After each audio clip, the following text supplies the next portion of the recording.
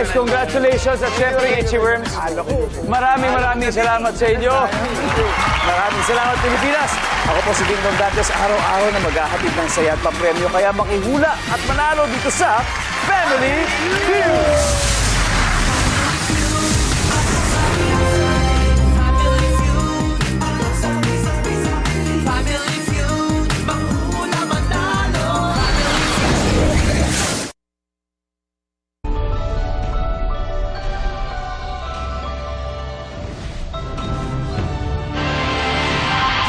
Exclusive!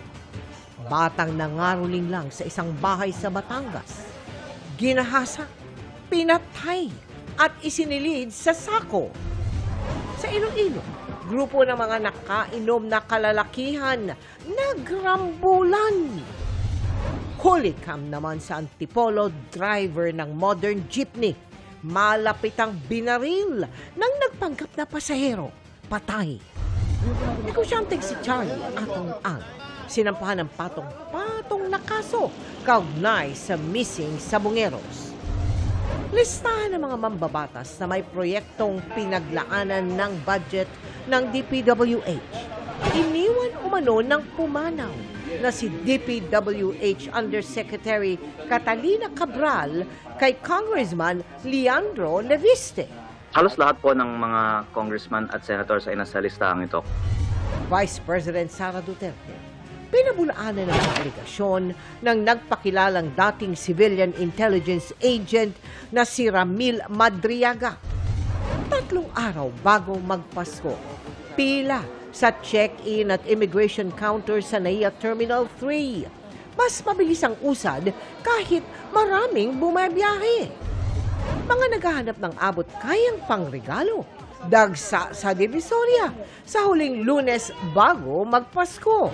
Mga sikat na handa sa Noche Buena tulad ng hamon, nagmahal. At Asia's multimedia star Alden Richards gaganap sa una niyang international film. Kanyang role malayo raw sa nakasanayang good boy image. This is Philippine culture. There was a ballot that was rejected first. Live mula sa GMA Network Center, ito ang 24 Oras. Magandang gabi po, Luzon, Visayas at Mindanao.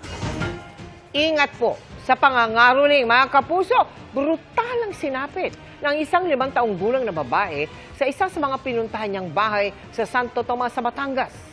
Nawala siya matapos mangaruling at patay ng natagpuan habang nakasilid sa isang sako. Positibo siyang ginahasa ayon sa pulisya. Nasa kote ang 2 suspect at pag-amin ng isa, nakita silang nagdodroga ng bata ng mangaruling sa kanilang bahay. Nakatutok si John Consulta, exclusive. Pasado 10:00 ng umaga nitong Biyernes,